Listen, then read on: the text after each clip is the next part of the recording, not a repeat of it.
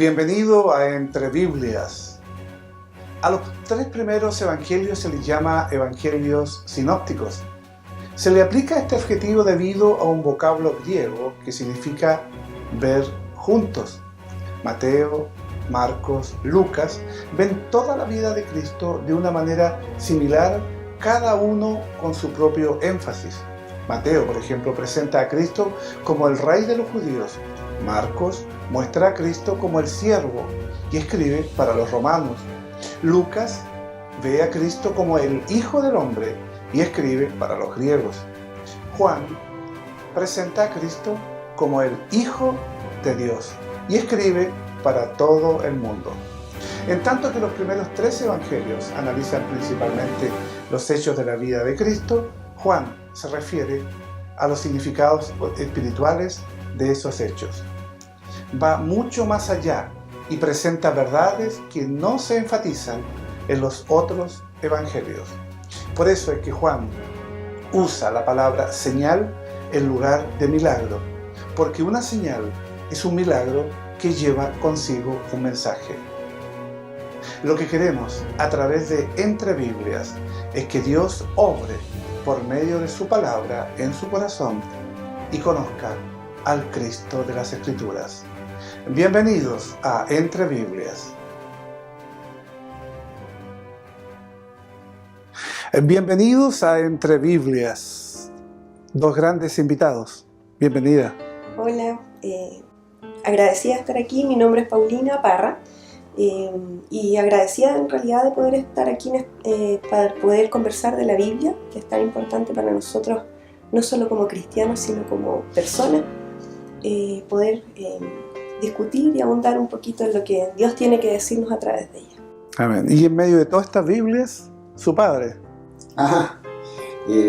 Para mí es una alegría poder conversar de la Biblia, no solamente por estar con mi hija y con nuestro pastor, sino que desde niño la palabra del Señor para mí ha sido muy interesante y me alegra poderla compartir junto a mi hija, que también la motivé a que ella le interesara esto.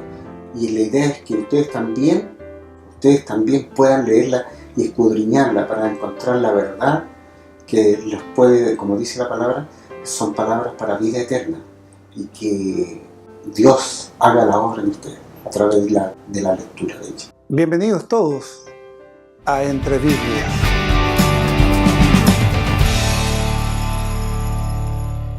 El tema del Evangelio de Juan es Jesucristo, el divino Hijo de Dios. Su libro se refiere a las señales que Cristo realizó durante su ministerio, señales que prueban su deidad. Estas señales las vieron testigos dignos de confianza, sus discípulos y otros, y por consiguiente, fidedignos. Juan quiere que los hombres crean en Jesucristo como Señor y reciban nueva vida en su nombre. Póngase cómodo para que veamos a continuación una síntesis audiovisual de los primeros 12 capítulos del Evangelio de Juan, preparados didácticamente por el proyecto Biblia.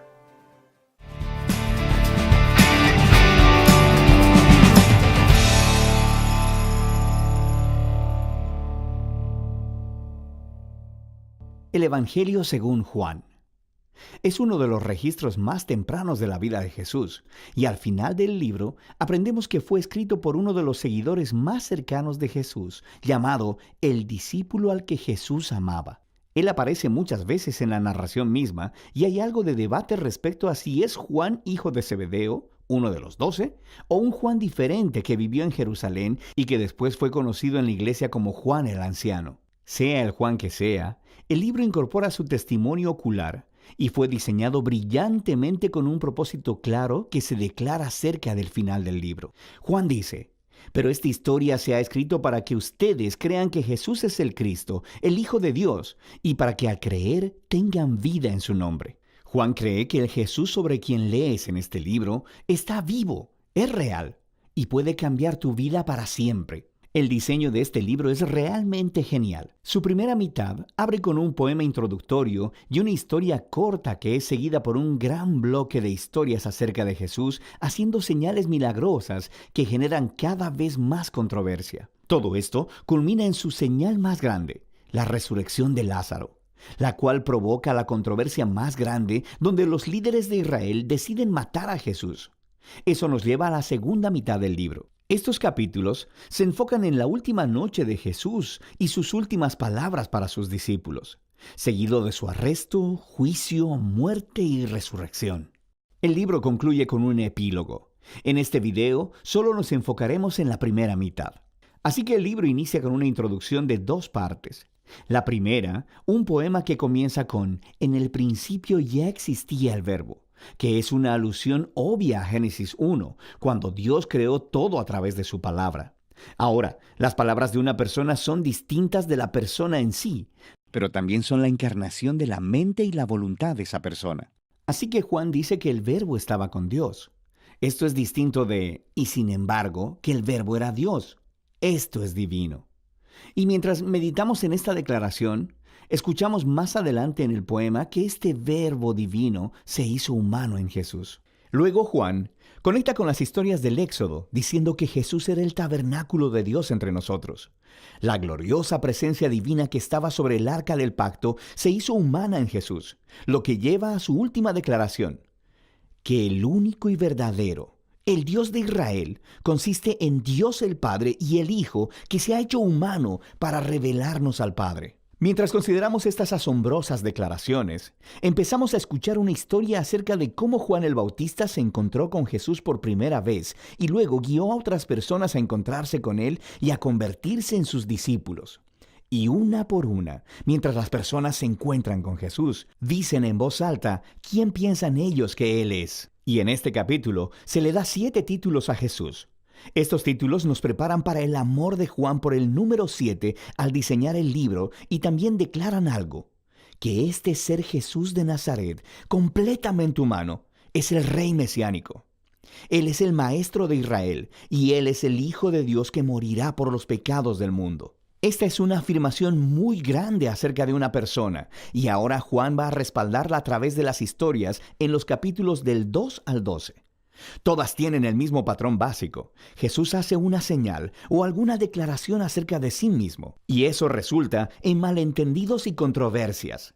Y así, al final de cada historia, las personas se ven obligadas a tomar una decisión sobre quién creen que Jesús es. La primera sección muestra a Jesús enfrentándose a 4 instituciones clásicas judías, y en cada caso, Jesús muestra que Él es la realidad a la que esas instituciones señalaban. Jesús está en una boda y el vino se termina, y Jesús convierte unas grandes vasijas de agua, como 120 galones en total, en el mejor de los vinos. Y el mayordomo le dice al novio, guardaste el mejor vino para el final, lo que es, por supuesto, cierto. Pero Juan también le llama a esto la primera señal milagrosa de Jesús. En otras palabras, es un símbolo que revela algo acerca de Jesús, justo como dijo Isaías, que el reino mesiánico sería como una gran fiesta con gran cantidad de buen vino. Esta primera señal milagrosa revela la generosidad del reino de Jesús. Después, Jesús se dirige al templo de Jerusalén, el lugar donde el cielo y la tierra se supone que deben unirse y donde Dios se encontraría con su pueblo. Y Jesús ejerce su autoridad sobre él, expulsando a todos los cambistas, deteniendo las ofrendas de sacrificio, y cuando los líderes del templo lo amenazan, él dice, destruyan este templo y en 3 días lo levantaré. Jesús está declarando que su muerte sacrificial venidera es el lugar donde el cielo y la tierra verdaderamente se unirán. Su cuerpo, que será asesinado, es la realidad hacia la que el edificio del templo apunta. Luego Jesús tiene esta conversación durante toda la noche con un rabí llamado Nicodemo, que piensa que Jesús es igual que él, otro rabí y maestro para Israel. Pero Jesús dice que Israel necesita mucho más que simplemente otro maestro con nueva información.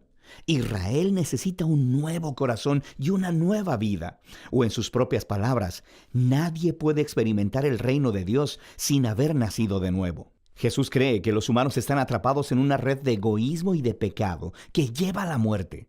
Pero Él también sabe que Dios ama a este mundo, así que Él está aquí para ofrecer al pueblo un nuevo nacimiento, una nueva oportunidad de vivir.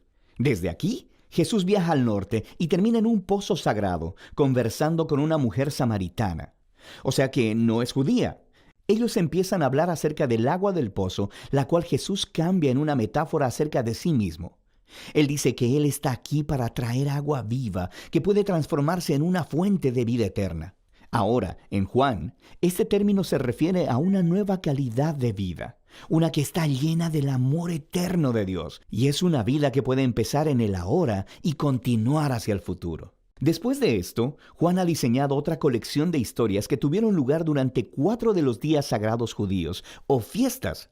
Y de nuevo, Jesús utiliza las imágenes relacionadas con las fiestas para hacer declaraciones acerca de sí mismo. Primero, Jesús sana a un hombre paralítico en el día de reposo, lo que desata una controversia con los líderes judíos sobre trabajar en el día de reposo. Y Jesús dice que es su Padre quien está trabajando en el día de reposo, así que Él también. Y ellos entienden lo que Jesús está diciendo. Él estaba llamando a Dios su Padre, haciéndose igual a Dios. Así que quieren matarlo. La siguiente historia tiene lugar durante la Pascua, la fiesta que volvía a contar la historia del Éxodo con la cena simbólica del Cordero, el pan y el vino. Y Jesús, milagrosamente, provee comida para una multitud de miles de personas, lo cual resulta en que la gente le pida más pan. Y luego Jesús declara que Él es el verdadero pan y que si ellos comen de Él, descubrirán la vida eterna. Y esto ofende a muchas personas que dejan de seguirlo. Después de esto, hay un bloque de historias ambientadas en Jerusalén durante la fiesta de los tabernáculos, la cual volvía a contar la historia del camino de Israel por el desierto mientras Dios los guiaba con la columna de nube y fuego y les daba agua en el desierto. Y Jesús se levanta en los atrios del templo y exclama: «Si alguno tiene sed, venga a mí y beba». Y luego Él dice: «Yo soy la luz del mundo». Está diciendo que Él es la presencia iluminadora de Dios y el regalo de vida de Dios para su pueblo. Y algunos le creen y le siguen, pero otros se ofenden. Y otros aún tratan de matarlo por estas afirmaciones exaltadas. La fiesta final es durante Hanukkah, que significa rededicación. Se trata de cómo Judas Macabeo limpió el templo de los ídolos y lo separó como santo una vez más. Y Jesús se dirige al área del templo y dice que Él es aquel que Dios ha apartado como el santo y que Él es el verdadero templo donde la presencia de Dios mora. Y también dice: «El Padre y yo somos uno». Esto enfurece tanto a los líderes de Israel que empiezan a trabajar en un plan para matar a Jesús, así que Él se aparta de la ciudad. Todos estos conflictos culminan en una última señal milagrosa. Jesús se entera de que su querido amigo Lázaro está enfermo, pero su familia vive cerca de Jerusalén, que ahora es una trampa mortal para Jesús. Jesús pudo haberse quedado lejos y hubiera salvado su propia vida, pero Él ama a Lázaro, por lo que una vez que se entera de que Lázaro murió, Él va a resucitarlo de los muertos y le llama a que salga de la tumba, sabiendo que esto le costará su propia vida. Y por supuesto, las noticias de esta maravillosa señal se esparcen rápidamente. Y justo como Jesús sabía que sucedería, los líderes de Jerusalén escuchan lo que pasó y empiezan a conspirar para asesinarlo. Así que Él entra en Jerusalén como el rey de Israel, quien es rechazado por sus líderes. Entonces, la primera mitad de Juan termina con esta historia acerca de Jesús entregando su vida como un acto de amor por su amigo. Y esto, por supuesto, también es una señal que apunta hacia la cruz, la cual exploraremos con más detalle en el siguiente video. Pero por ahora, esta es la primera mitad del Evangelio de Juan.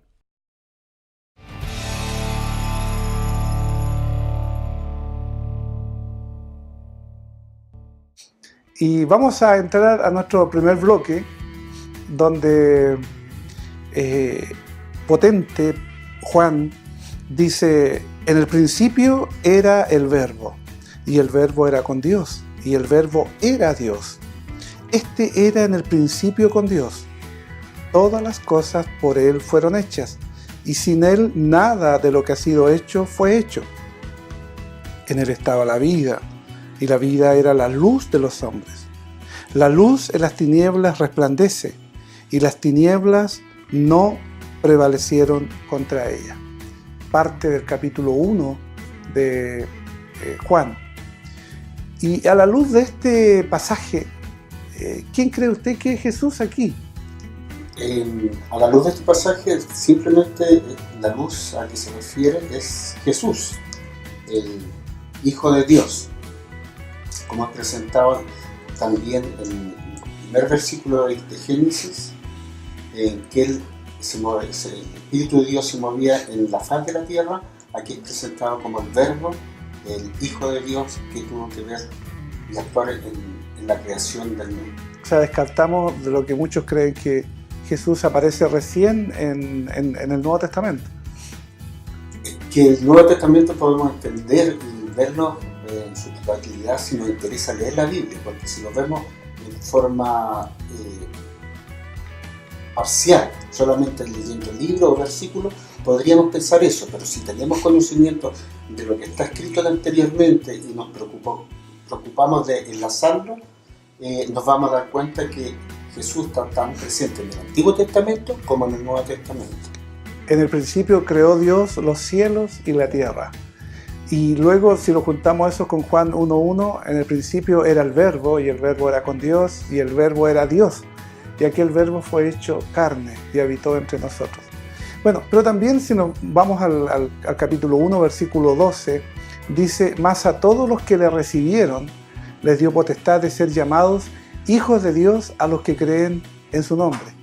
¿Qué pasa con los que creen en Él? Es eso. Se les dio potestad de ser llamados hijos de Dios.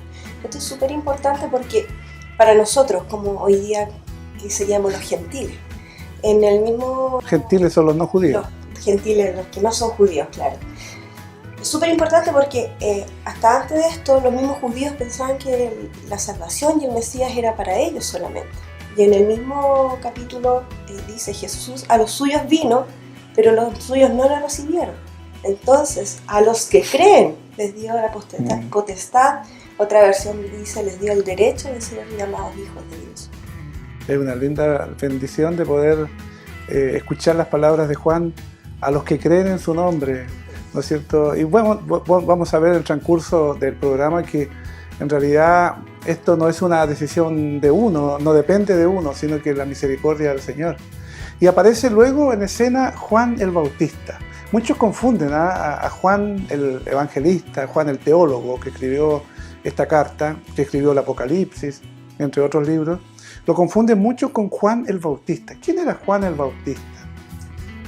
Juan el Bautista, según la palabra que leemos en el Evangelio según San Juan, es quien viene antes de Jesús, que lo precede. Es presentado como el que anuncia y prepara el camino a Jesús.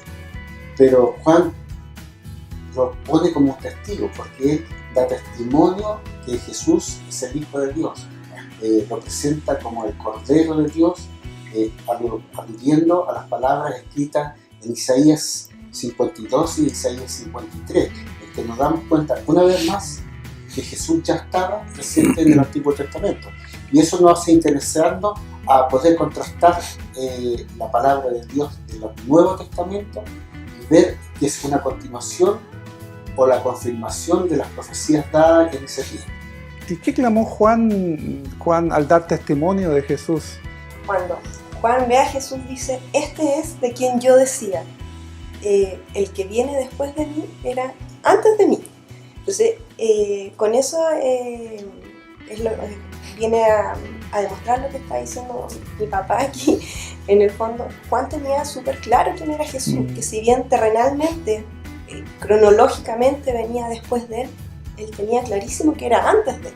Claro, se complementa con lo que leíamos al principio del libro. Más adelante, Juan, vemos también que los fariseos y los sacerdotes mandan a preguntarle a Juan: ¿y qué pasa con este? Juan les dice que es necesario que él mengue, y que él disminuya y que Jesús crezca en su calidad como personaje histórico y también como hijo de Dios, para que todos los reconozcan. Y claro, cuando dice que él, refiriéndose a Jesús, es antes, o fue antes que él. Lo reconoce como Dios. Claro, no se está refiriendo a que nació unos meses, porque en realidad Juan el Bautista son como primos por parte de madre. No, claro, por eso. Terrenalmente él venía después aquí a aparecer en la historia.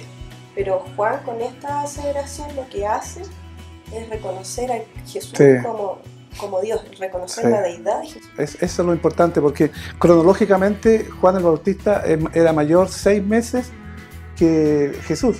Entonces alguien podría haber dicho, pero si él es mayor, nació antes. Pero se está refiriendo justamente a la deidad, ¿no es cierto? Que usted mismo lo comentaba, en Génesis ya aparece Jesús como creador. Pero luego vamos a Juan capítulo 2. Avanzamos un poco rápido, porque en realidad hay demasiado contenido para analizar y el tiempo siempre nos encuentra. Vamos a Juan capítulo 2 y aquí encontramos el primer milagro de Jesús. ¿Cuál fue el primer milagro de Jesús? Está calificado como el primer milagro de Jesús el hecho de haber convertido el agua en vino en las bodas de Caná. Y Jesús ahí comienza a demostrar su poder, que es imposible desde el punto de vista humano, que el hombre puede convertir algo y transformarlo a vino, el agua, que no tiene ningún condimento, de la vid, es decir, de la parra, de la uva, no hay nada que tenga el agua. En cambio Jesús, a partir de algo que no era nada, lo transforma en vino, que es un mensaje para demostrar que Él va a ser el que va a darnos vida a través de su sangre. Y aquí hay una cosa importante. Esta historia donde Jesús convierte el agua en vino se nos presenta como el primer acto público del ministerio de Jesús, y es el indicio de la revelación, de la intervención divina de Dios. ¿Y por qué cree que Jesús hacía los milagros? Muchos se preguntan, ¿cuál es el motivo de que Jesús haya hecho milagros? Sí, bueno, esto tenía dos grandes propósitos. Uno, primero, que era para glorificar a Dios, y el segundo es que a través de eso los discípulos creyeran. Con esto él demuestra su poder y su deidad, y cada milagro va haciendo que los discípulos, sus cercanos y la gente que lo oyera empezara a creer en él como Cristo. Y luego entramos ya al capítulo 3 de Juan, y aparece un personaje allí muy importante, que es Nicodemo. Nicodemo dice fue de noche a Jesús. ¿Quién era Nicodemo? Para entender por qué él fue de noche. No es que no haya tenido tiempo en el día, hay otra razón. Primeramente hay que saber que Nicodemo es un judío, pero además de ser un judío era un religioso del grupo de los fariseos. Es un grupo importante, reconocido, y que eran contrarios a la predicación de Jesús, y muchas veces atacaban y querían destruir a Jesús. Y si seguimos la historia nos vamos a dar cuenta que de ese grupo y de los saduceos, ellos pretenden capturar a Jesús para llevarlo a la cruz finalmente. Y fue de noche porque en realidad no quería que lo vieran los demás, porque él era el maestro, y él acercarse a Jesús en realidad no lo dejaba bien puesto. Sí, porque él no entendía cómo Jesús tenía tanta poder, y él reconocía en Jesús que era el Mesías, el enviado de Dios. Pero había allí un problema que yo lo catalogo como un problema existencial, que quizás muchas personas que nos están viendo también pueden estar pensando lo mismo. ¿Cuál era el verdadero problema de Nicodemo? Claro, Nicodemo, su gran duda, su gran cuestionamiento era cómo entrar en el reino del cielo. A pesar de que era el maestro de la ley, él no tenía claridad de esto. Y es por eso que se acerca a Jesús, porque entendía que en él iba a poder encontrar esa respuesta. Y por eso que Jesús le dice, pero ¿cómo tú siendo maestro vienes a mí? Cuando se esperaba que él, un rabí, un maestro, debiera haber... Claro, eso. claro. Pero Jesús le responde, tienes que nacer de nuevo. Nicodemo en realidad no lo entendió. ¿Qué significa nacer de nuevo? El problema de Nicodemo es que él lo ve desde un punto de vista humano. Él cree que nacer de nuevo significa volver al vientre de su madre, como lo dice en un versículo, reconociendo que estoy muy viejo para volver al vientre de mi madre y volver a nacer, sino que nacer de nuevo significa el hecho de que nosotros, nuestro nacimiento sea del Espíritu, que nuestro espíritu sea renovado, el espíritu pecaminoso que nosotros tenemos sea muerto y volvamos a nacer con el nuevo espíritu que Cristo pone en nosotros. Nacemos en un momento determinado a la vida física, pero también Jesús dice que para ese mundo, para ese reino llamado el reino de Dios, debemos nacer de nuevo. Y eso es lo que Nicodemo en principio no entendía. Por lo que vemos en el contexto, especialmente después cuando vemos a Jesús muerto y buscándolo para llevarlo al sepulcro, aparece allí Nicodemo, que en realidad, al parecer, las palabras que el Señor le entregó hicieron vida en él y fue convertido a Cristo y fue un discípulo de él. Luego vamos al texto quizás más conocido de Juan, Juan 3:16. Porque de tal manera amó Dios al mundo que ha dado a su Hijo unigénito para que todo aquel que en Él cree no se pierda, mas tenga vida eterna. ¿Qué significado tienen estas palabras de Jesús en el día de hoy? Si lo miramos desde el punto de vista humano, lo dirían lo mismo que en ese tiempo. No lo entienden. Simplemente es una paradoja. ¿Por qué por qué el creer en Jesús nos va a dar vida? ¿Por qué Jesús vino a actuar en el mundo? ¿Por qué Jesús dio su vida? Es incomprensible a la razón humana, pero nos habla de la gran necesidad del hombre para poderlo entender, es creer primeramente y que Dios, a través de su Hijo, nos trae la salvación y la reconciliación con Él. Y la magnitud de ese amor. Y que se ve reflejado en que Dios no le importa entregar a su Hijo, no le importa someterlo a la cruel vida humana, porque siendo el Dios, toma cuerpo de hombre, sufre como hombre y muere como hombre, pero sin perder la divinidad. Eso es importante. Eso es importante reconocerlo. Sí. Bueno, y vamos ya galopando en el capítulo 4 del Evangelio de Juan, y aquí encontramos a Jesús ya en Samaria, que era una localidad no muy querida por parte de los judíos, que siempre trataban de esquivar su paso por esa localidad, porque había una rivalidad con los samaritanos.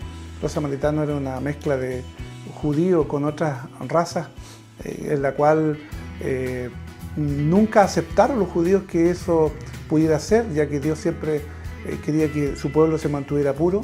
Por eso los judíos odiaban a los samaritanos y viceversa. Pero llega Jesús a la ciudad de Sicar, ahí en la localidad de Samaria, y nos encontramos conversando con una mujer samaritana.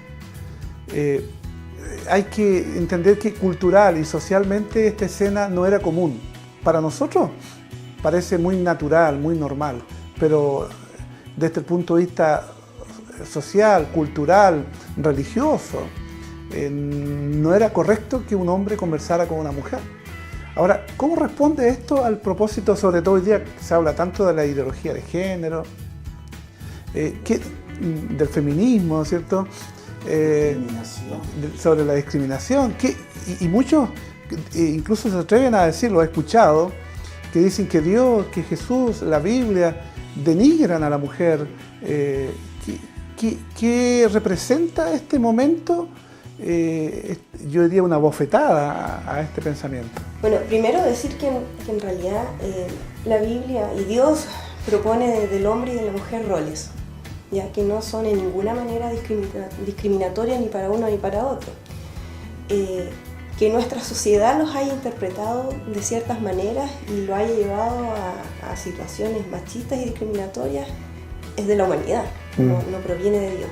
Y este pasaje en particular demuestra eso. O sea, primero hay que entender que esta mujer era samaritana, que como bien decía usted, habían rivalidades entre judíos y samaritanos, por lo tanto ya ahí había un motivo, digamos, racial a lo mejor para que Jesús no conversara con ella. Además era mujer, Claro. ¿ya? Con un hombre desconocido no podía acercarse a una mujer. Y hay otro tema también con esta mujer samaritana, que además era desechada por la sociedad porque era considerada que tenía una vida pecaminosa, que es lo que se demuestra después cuando Jesús le dice, la descubre, Claro. que ha tenido muchos hombres, y que muchos maridos, y que con el que está ahora ni siquiera es su marido.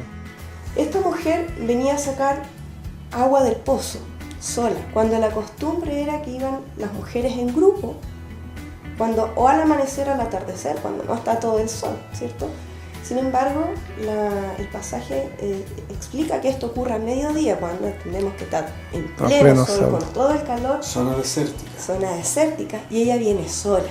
O sea, es mujer, es samaritana y desechada por la Y sociedad. discriminada incluso por sus pares, por las mujeres. Por sus pares. Entonces, Jesús viene no solo a demostrarnos que no discrimina a la mujer, porque ella era mujer. También hay un tema de que no es xenofóbico, que también es un tema que está hoy día súper en nuestra en la sociedad, palestra. y aquí en Chile sobre todo, que está dando mucho vuelta. Y además hay un tema que a mí me toca muy profundamente, que aunque era desechada por la sociedad por tener una vida pecaminosa, él igual le habló y se acercó. Eso habla de misericordia y de amor. Misericordia y de amor, exactamente. Entonces, también eso, que a veces en nuestros círculos evangélicos protestantes tendemos a alejarnos de cierto tipo de personas porque las consideramos que nos llevan una vida que a nosotros nos gusta, ¿ya? Pero Jesús, en su amor y su misericordia, se acerca a esta mujer samaritana y desechada por la sociedad. Y con este pensamiento ponemos fin a este primer bloque. Vamos a la lectura de la Biblia y en un par de minutos volvemos con el segundo bloque, comenzando por el Evangelio de Juan, ahora ya en el capítulo 6, Entre Biblias.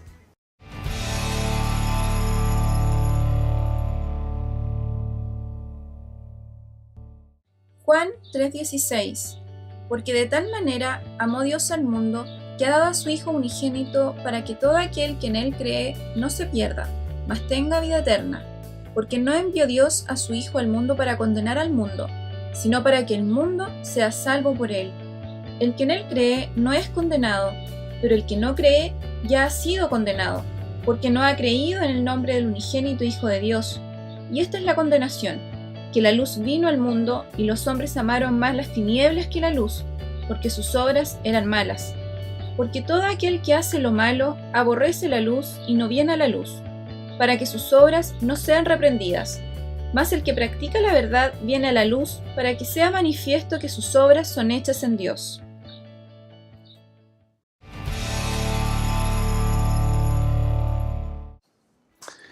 Volvemos con el segundo bloque de Entre Biblias. En el primer bloque comentábamos del Evangelio de Juan en parte de los 6 capítulos. Vamos a continuar en este capítulo 6 y allí vemos una escena muy particular. Jesús multiplicando de 5 panes y 2 peces para alimentar nada más y nada menos que a 5.000 personas. ¿Qué finalidad tenía esta señal o milagro? Mira, lo primero que van a hacer, voy a leer el texto donde dice lo que después voy a explicar el por qué. Aquellos hombres entonces vieron la señal que Jesús había hecho, dijeron: este verdaderamente es el profeta que había de venir al mundo. Es simplemente porque Dios, a través de este milagro, quiere darse a conocer y que todos crean que es el Hijo de Dios, el enviado de Dios, el Mesías. Entonces, la respuesta es súper clara y concisa. Cristo es el Hijo de Dios. Jesús es la buena noticia. Y una cosa importante, muchos pueden usar como sinónimo señal o milagro. En realidad el milagro es el hecho en sí, pero la señal trae consigo un mensaje. Y el mensaje, tal como usted bien lo comentó, no era solamente el hecho de circunstancialmente alimentar a 5.000 o más personas, sino que a través de eso, que también era naturalmente necesario porque no tenían que comer en ese instante, traía consigo una señal, y esa señal era demostrar que quien allí le estaba guiando y estaba haciendo ese milagro era nada más y nada menos que el Hijo de Dios, era Dios mismo. ¿Qué les muestra Jesús a los discípulos? Luego vemos a Jesús caminando en el agua. Esa escena también es fuerte, es potente, muy similar al milagro de convertir, de multiplicar los panes y los peces. Bueno, con esto Jesús demuestra que Él tiene poder sobre todas las cosas. También hay otra escena cuando están en la tormenta y Jesús calma la tempestad. Es más o menos lo mismo. Dios tiene, o sea, Jesucristo tiene el poder sobre todas las cosas, y ahí es cuando los discípulos claman: verdaderamente tú eres Hijo de Dios. Porque nadie más, ningún otro ser humano podía hacer algo así. ¿A quién ir si tú tienes palabras de vida eterna? De hecho, tenía control incluso sobre la naturaleza. Cuando hoy día nosotros, sobre todo los chilenos, estamos constantemente siendo azotados por terremotos, por tsunamis, por una serie de situaciones producto de la naturaleza, debemos nosotros reconocer de que Dios tiene el control de todo, de que Dios es soberano, de que Dios es omnipotente, y que aún en medio de la tormenta Dios sigue teniendo el control. Como comentábamos en los programas pasados, aún en medio del diluvio Dios nunca perdió el control. Y aquí, cuando caminó sobre las aguas, no solamente fue un acto para demostrar a los demás quién era, sino que además también para que confiaran, ¿no es cierto?, en este Dios todopoderoso. Y luego en el versículo 26, ¿por qué dice Jesús que lo busca la multitud? Es importante, lea el versículo 26, estamos en Juan capítulo 6, y allí hay una situación bien particular. ¿Por qué motivo la multitud le buscaba?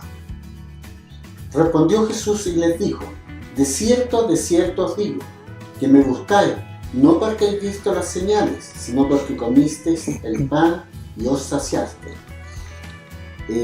Jesús se da cuenta que la gente no está interesada tanto en reconocerlo como Dios o como Hijo de Dios, como el Mesías que esperaba el pueblo judío.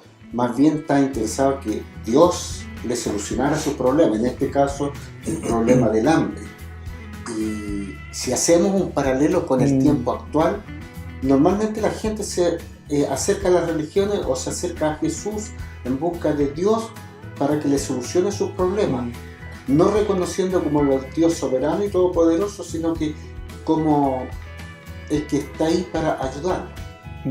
Y creo que en esa parte la humanidad está totalmente equivocada, porque lo que Dios pretende es que lo reconozcamos como Dios y a Jesús como el Hijo de Dios, el creador de todo el universo. O sea, aún hoy día mucha gente busca al Señor.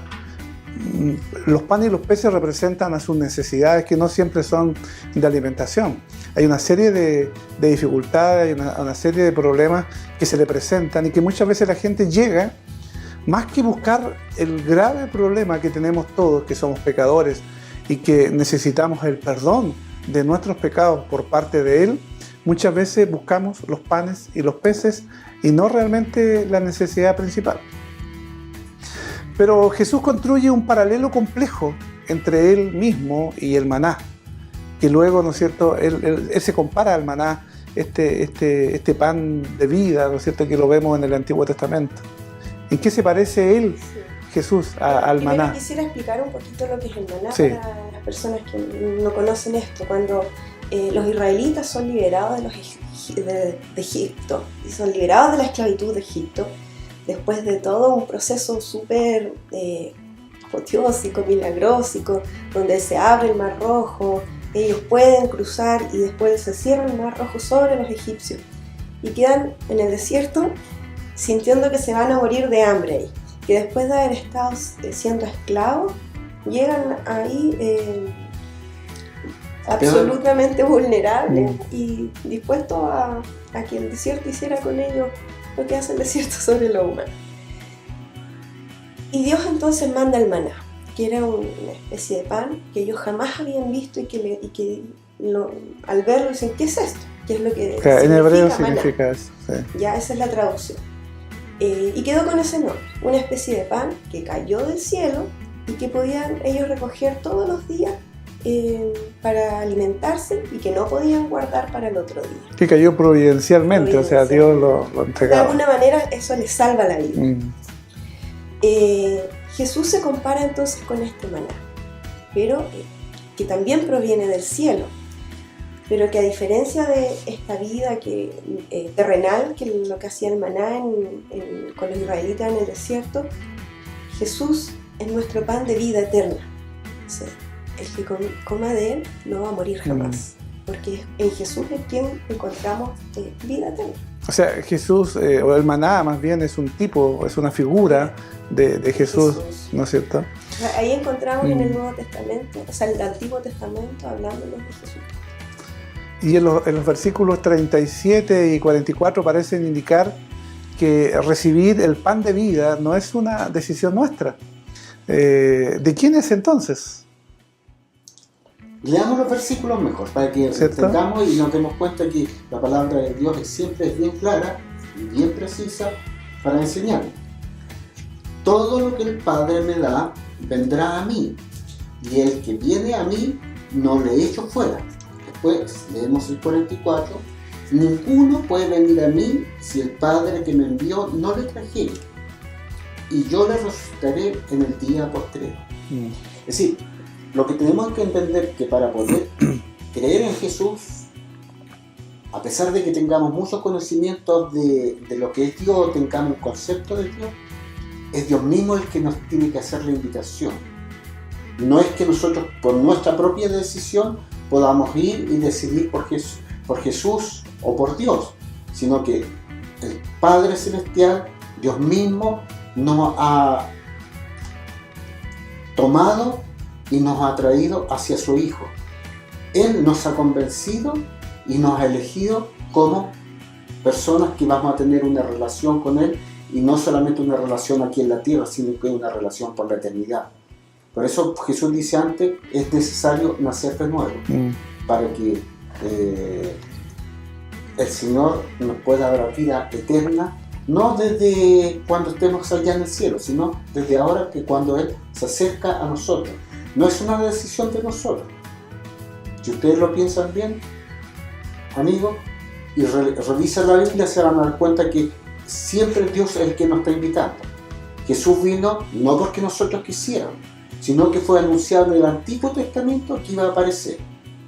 Y en este momento en Juan estamos viendo cuando Jesús vino. Y Jesús sigue estando aquí en la tierra a través de su Espíritu Santo. Y esas palabras no fueron muy bien recibidas no por todos, por algunos de quienes estaban allí, porque dice después Juan en el versículo 60, al oírlas, muchos de sus discípulos dijeron, dura es esta palabra, ¿quién la puede oír? Y de acuerdo a este versículo, ¿qué hicieron muchos de los discípulos cuando escucharon estas enseñanzas de Jesús? Dejaron de ser discípulos, finalmente se retiraron y se apartaron de Jesús, porque no fueron capaces de soportar estas palabras, que eran de verdad y de espíritu, pero no pudieron tolerarlas y abandonaron. Muchas veces la persona acude al templo o a la iglesia a escuchar lo que quiere escuchar.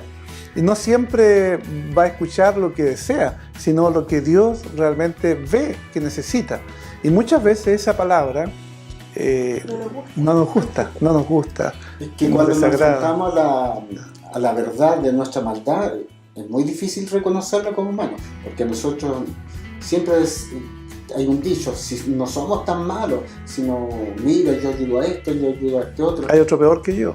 Sí, también. Sí, los comparamos. Y vemos la maldad en otro, pero no vemos la maldad en nosotros. Y la Biblia dice, por cuanto todos pecaron, es decir, nos dice que alguno se salva de pecar. Todos pecaron. Y todos estamos destituidos de la gloria de Dios. Pero aquí Jesús también nos presenta el mismo desafío en el día de hoy. Y ante eso, ¿qué diríamos nosotros? ¿También queremos irnos? ¿Dura la palabra? Quizá usted que nos está viendo o nos está escuchando en este momento probablemente quería escuchar otra cosa y le es demasiado fuerte y chocante mucho de lo que la palabra de Dios dice. ¿También usted quiere irse, tal como los discípulos comenzaron a hacerlo? Bueno, vamos ya entrando al capítulo 7 y capítulo 8 de Juan. Cuando Jesús dijo, el mundo me odia, no estaba sintiendo lástima de sí mismo Jesús, sino que sencillamente estaba compartiendo un hecho. Tenía toda la razón para creer lo que decía. Después de todo, los judíos estaban tratando de matarlo. Y en el versículo 5 nos muestra que ni aún sus propios hermanos creían en Jesús. Y alguna vez se ha encontrado en esta misma situación, despreciado por su fe en Dios, o ridiculizado por su propia familia, o compañeros de estudio, de trabajo. ¿Le ha ocurrido eso alguna vez en que se ha encontrado con que muchos han querido ridiculizar su fe y su creencia? Bueno, no sé si tan despreciada, no me atrevería a tan así, pero sí ridiculizada. Y ante eso la verdad es que mi actitud, bueno, yo creo que es variable dependiendo un poco de la situación. Siempre digo, cuando se burlan de la cultura evangélica, a lo mejor no me molesta, ¿ya? Pero cuando se burlan de Cristo, de la verdad o de la cruz, eso sí me duele. Es la esencia del cristianismo en el fondo, pero me duele no tanto por mí, me duele el vacío de la humanidad, es ese dolor. Muchas veces esas situaciones se transforman en una oportunidad para hablar de Cristo, Sí. pero también hay otras en que he preferido callar y no tirar las perlas A los puercos. A los puercos. Sí. Pero hay veces que como que pareciera que vamos contra el tránsito, ¿no es cierto? Y pareciera que todos nos están viendo como retrógrada, como anticuados, como gente que todavía piensa o cree en ese tipo de cosas, y nos encontramos en tales situaciones. Y parece que nos opusiéramos a lo que dice la ciencia hoy, porque todo lo trata el hombre de justificar a la ciencia. Lo que llamábamos pecado o algún error de la naturaleza, una falla, ahora el hombre lo trata de justificar con la ciencia ha demostrado, cosa que muchas veces la ciencia no ha demostrado nada, sino que ellos catalogaban su propia sabiduría, lo que es correcto, lo que es incorrecto. Y lo que pasa es que Jesús, cuando enfrenta al mundo, le enrostra su maldad, y al mundo no le gusta reconocerlo. A nadie le gusta que le digan que lo está haciendo mal.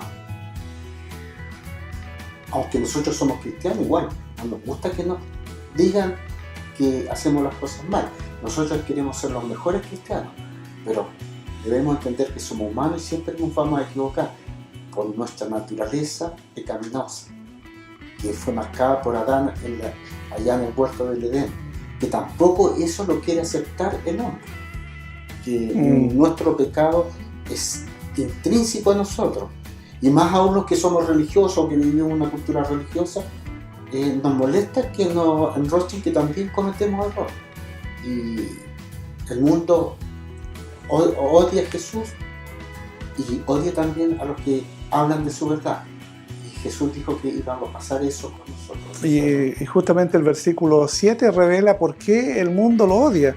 El versículo 7 dice: no puede el mundo aborreceros a vosotros, mas a mí me aborrece, porque yo testifico de él que sus obras son malas. Por lo tanto, ¿por qué la gente odia que sus maldades sean expuestas? Usted bien lo ha dicho. A nadie le gusta que le digan, usted, según la palabra de Dios, es un pecador, tal como yo lo soy, como todos lo somos. Generalmente siempre queremos compararnos con alguien peor que nosotros, y muchas veces cuando nuestras maldades son expuestas no nos agradan para nada. Vamos a Juan capítulo 8 y Juan capítulo 9. ¿Por qué crees que la gente y los sistemas odian tanto la verdad? ¿Se le ocurre algún ejemplo de cómo la maldad reprime a la verdad? usted es médico. Quizás desde su particular posición puede darnos algún ejemplo de cómo esta sociedad está opuesta totalmente a lo que la verdad, la palabra del Señor nos entrega. Sí, bueno, las personas y los sistemas quieren ocultar la verdad porque la verdad nos demuestra como culpables, produce vergüenza y nos muestra como personas malas. Y a nadie nos gusta sabernos malos, ni sentir culpa, ni avergonzados. Así que la sociedad intenta cambiar estas verdades por nuestras verdades, tratando de ocultar todos estos sentimientos incómodos. Como médico, bueno, hay un tema que está súper en boga hoy día, que es el tema del aborto, donde sí se oculta la verdad. La Biblia es clara en mostrar al feto, ¿ya? Hablemos al embrión, como una persona. Hay varios salmos que muestran eso. Hay el Salmo 22. Mi embrión vieron tus ojos. Claro, vieron tus ojos y en el fondo desde el vientre de mi madre. Habla desde cómo hemos sido escogidos desde ese ser tan pequeñito. Y esa es una verdad. Incluso la embriología como... La embriología como tal es que reconoce como un ser humano. Y esa es una verdad de tanto bíblica como científica. Pero se oculta para poder satisfacer una idea sin que yo me sienta culpable, ni avergonzada, ni sentirme mal. Y sentirse dueño de su cuerpo, como dice la mujer. Mi cuerpo, no somos dueños de nuestro cuerpo, tanto hombres como mujeres. Y eso le cuesta aceptar a la sociedad. Y están dispuestos a traspasar las normas morales que se hablan en la Biblia simplemente porque le interesa más su forma de ver las cosas y su placer. Bueno, ya se nos va cortando el tiempo, pero vamos ya al capítulo 11, capítulo 12 del Evangelio de Juan, que son los últimos capítulos que vamos a ver. Y aquí en el versículo 5 nos dice que Jesús amaba a Lázaro, pero el versículo 6 dice que Jesús se esperó 2 días más antes de ir con él. ¿Por qué crees que Jesús esperó esos 2 días? Incluso las mismas hermanas de Lázaro, de cierta forma, le enrostraron. Señor, pudiste haber llegado antes como para haber evitado que muriera nuestro hermano Lázaro. ¿Por qué Jesús, a sabiendas, esperó 2 días para ir a ver a Lázaro ya muerto? Muy bien dicho, a sabiendas. Es decir, recordemos que Jesús es Dios, como lo hemos ido viendo. Es el Hijo de Dios. Comparte esta divinidad, comparte el conocimiento pleno de todo lo que va a suceder. Sabía que Lázaro iba a morir, pero era necesario que fuese así para él demostrar su poder, su gloria, demostrarse como el Hijo de Dios, incluso que él podía traspasar la muerte y hacer que Lázaro se levantara y fuera para que la gloria de Dios fuera mostrada en él y él ser reconocido como el Hijo de Dios. Claro, hay que recordar que cuando esto ocurre ya nos estamos acercando a la etapa del arresto de Jesús y a la crucifixión en el fondo. Entonces, como vemos, sus discípulos y las hermanas de Lázaro ya sabían que Jesús podía haber sanado a Lázaro, pero en el fondo con este nuevo milagro hay una nueva señal. Jesús tiene ese poder incluso sobre la muerte. Sobre la muerte. Y esto tenía que fortalecer la fe de sus discípulos porque se venía una situación que iba a ser aún, que los iba a probar muy fuerte. Sí. Y de hecho era mucho más potente que sanarlo. Él pudo haber llegado antes y haberlo sanado. Pero justamente, tal como ustedes lo han comentado, por eso partimos diciendo, entre señales y milagros hay una diferencia. El milagro es el hecho en sí, la señal es lo que trae consigo ese milagro. Y ese milagro, justamente, tal como lo ha dicho Paulina, tenía como propósito demostrar que Jesús aún tenía poder para resucitar, ¿no es cierto?, a los muertos. Y aquí en el versículo 4 Jesús dice que esta enfermedad no terminará en muerte, sino que es para gloria de Dios, para que por ella el Hijo de Dios sea glorificado. O sea, ahí nos da a entender cuál realmente era el propósito de este milagro. Bueno, y Jesús consoló a Marta y a María, naturalmente, que era propio y es propio de nosotros los creyentes también ante situaciones similares, ¿no es cierto? Cuando alguien se duele, como cristianos somos llamados también a consolarlo. A consolarlo. Por supuesto estamos llamados a consolarlo. Si nosotros decimos que somos discípulos de Jesús, y un discípulo hace lo que hace su maestro. Si Jesús mostró esto, entonces también nosotros tenemos que ser capaces de estar con aquellos que se duelen y consolarlos. No solamente con una palabra, sino que muchas veces con la presencia, el estar ahí, acompañarlo y demostrarle amor. O sea, reír con los que ríen, llorar con los que lloran. En este momento era necesario que Jesús estuviera al lado de Marta y María consolándoles, pero también haciendo ese milagro portentoso que tenía como finalidad demostrar que Él no solamente tenía poder para convertir el agua en vino, caminar sobre las aguas, sino que también incluso sobre lo que mucha gente dice. Hay un dicho popular que para todo hay remedio, menos la muerte. Jesús tiene también la solución y el remedio, incluso para lo que usted cree que es peor, la muerte.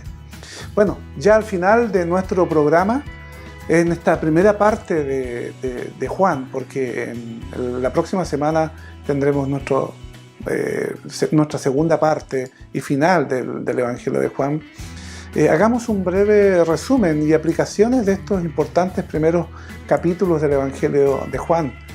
En estos primeros 12 capítulos de Juan, ¿qué es lo que le ha llamado más la atención? Pregunto a ambos. ¿Qué es lo que más le ha llamado la atención? A mí lo que me llama más la atención de este Evangelio de San Juan es que ante la humanidad, en este tiempo y en ese tiempo, para Jesús era un ser pretencioso. ¿Qué significa pretencioso? Que se daba atributos que ellos no creían que tenía. Pero a través de los hechos se va demostrando que Jesús, como Él se mostraba, era realmente. Con las señales que Él hizo, Él demostró que era el Hijo de Dios. Y además en estos primeros capítulos nos muestra esa misericordia de Dios, de enviar a su Hijo a morir por nosotros y mostrarnos que su Hijo es tan poderoso como Él mismo, porque toda potestad me es dada en el cielo y en la tierra, dijo Jesús, y nosotros a través de la fe podemos creer en eso. ¿Qué enseñanza podemos rescatar de esta primera parte del Evangelio de Juan? Bueno, yo creo que lo más importante de esta primera parte es reconocer a Cristo como Dios. Es lo que son los primeros versículos del libro, donde Juan lo plantea que como el Verbo, y este Verbo era Dios, y entendemos que es Jesucristo, y sabemos que es Jesucristo. Él es Dios, es nuestro Salvador, vino a la tierra, demostró su deidad y murió para salvarnos. Estimados televidentes, qué importante es reconocer que el milagro más grande que Jesús puede hacer en el día de hoy es transformarlo a usted, como me ha transformado a mí y a todos los demás, en viles pecadores, en hijos de Dios. Ese es el milagro más grande. En verdad, el Señor puede obrar muchas veces sanándonos e incluso resucitándonos, pero si Cristo no hace el milagro de hacernos nacer de nuevo en nuestra vida, en realidad esto va a ser algo perecedero, esto va a ser algo que va a durar por un poco de tiempo. Pero el milagro más grande que hace Él, el llegar a nuestras vidas, en convertirse el Hijo de Dios en nuestro Salvador, en perdonar nuestras faltas, en perdonar nuestros pecados, el convertirnos en hijos de Dios, es el milagro más grande. Y es el milagro que quiere también, probablemente, si es su voluntad, hacer en su vida. Damos gracias a Dios y el poder compartir y el poder conversar en medio de estas Biblias. Por eso el programa se llama Entre Biblias. Y una forma de ayudarnos es compartir por todas las redes sociales este y los siguientes programas. Y llegando ya al final de nuestro programa, no queda más que recordarles que el objetivo de este programa es motivarles a leer y a estudiar la palabra de Dios. Recuerde compartir este programa, como decíamos anteriormente, y le invitamos para que en el transcurso de la semana se tome el tiempo de leer el Evangelio de Juan. Esto puede marcar un punto de inflexión en su vida espiritual. Si Dios quiere, nos encontraremos la próxima semana con la segunda parte de este maravilloso libro, el Evangelio según San Juan. Gracias por acompañarnos y les invitamos para que la próxima semana también finalicemos este libro. Gracias a ustedes también. Estamos entre Biblias. Saludos cordiales.